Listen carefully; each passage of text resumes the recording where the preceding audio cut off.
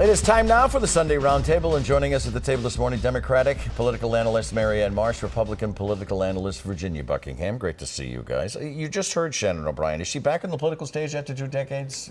Ginny, let me ask you that. It seems so, and I think she'll quickly remember that the most important thing about any issue is to communicate. This was not communicated well. Her interest in the cannabis industry and her subsequent withdrawal from the cannabis industry. I think it's great she has experience in the industry, don't get me wrong. Right. But you got to get right out there, right up front, and tell the whole story so things like this don't happen. So you don't think she maybe handled the conflict of interest question well? She answered. No, I think she handled the question very well today. Yeah, should have been ahead of I'm just saying she and the treasurer and the Cannabis Commission staff should have put this out there right away. Got it. Marianne, what are your views? Agree. I mean, first of all, I'm glad we went through the history of Shannon winning, being the first woman elected independently in Massachusetts 24 years ago. And as a result, 24 years later, we might have 5 women in statewide office. I think we will. She did all the right things, but it doesn't matter if it's not communicated well. She did a terrific job today explaining all that, and that should have been done at the beginning, and that was a disservice to the start of her tenure, but I'm sure that'll get corrected. So let's talk about Senator Markey and other members of the Massachusetts delegation. This week, they asked Pete Buttigieg to investigate whether Florida Governor DeSantis broke U.S. transportation laws by shipping migrants from Texas to Massachusetts. Does this have any legal legs, or is it just politics, Marianne? Well, there's a legal angle to it, but it's very technical, and it's going to take years. 1, COVID funds were used for the flights. That's wrong. And 2, as a charter broker, you bring someone to a misleading destination, and that is breaking the law. That'll take forever. What won't take forever is the political backlash to what DeSantis did, and everyone should continue it because his efforts in this whole charade mimics and reminds us of America's darkest chapters and the world's darkest chapters, and for that he needs to be roundly condemned and stopped. Is this political backlash, or do you think it's going to be a boost for him? Look, I think using human beings as political fodder is appalling and should be condemned roundly as it has been.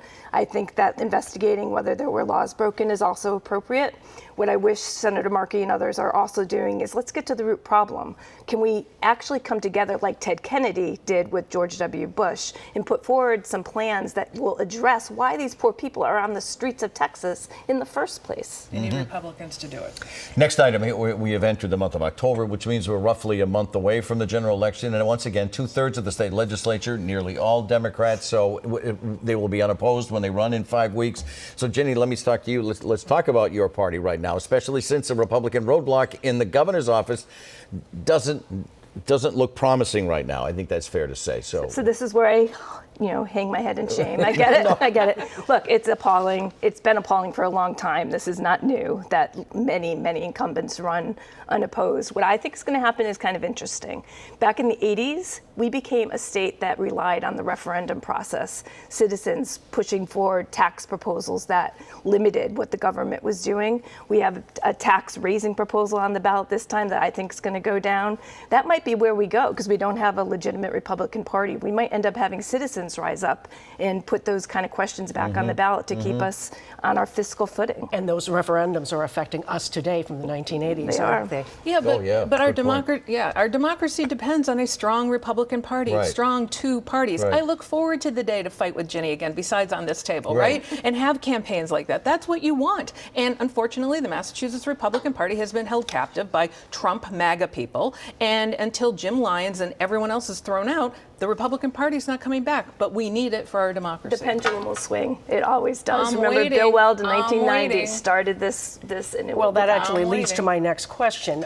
Speaking of the Republican Party, Jeff Deal's continuing money problems are not a surprise, but it's not looking like he'll get any help from his political guru, Donald Trump, or national GOP groups. Have they also given up hope on Deal at this particular point, Ginny? His candidacy is a joke. It's not going anywhere, and it's a shame. But let's move on. Trump's for Trump, so if he does come here, it's to help him in New Hampshire for 2024.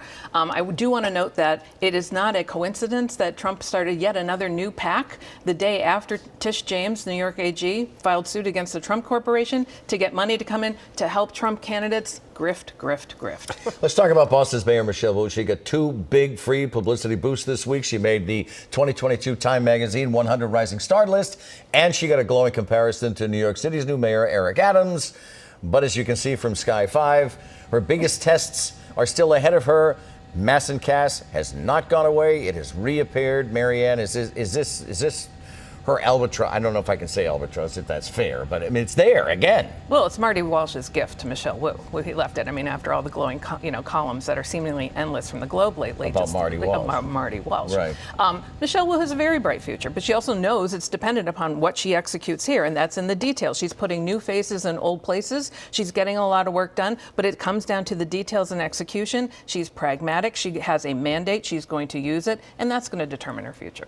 More than the visual of the encampment back? I want to see her ride a plow this winter. That's what I'm looking for, Ride a a la plow. Ray Flynn. Like, be the mayor, be in the streets, fix the problems, and you'll do great. She was getting rid of graffiti the other day She off a wall we with saw like the her whole painting. suit on. Yep. Yeah. We've seen her More of painting. that, We just more need of her. that. You just want to see Yes. her on the plow. I on the just truck. came back from Seattle. Everything from ground to 12 feet up is covered with graffiti in that town. It's filthy. When we're not done here on the Roundtable, more with the Roundtable after this.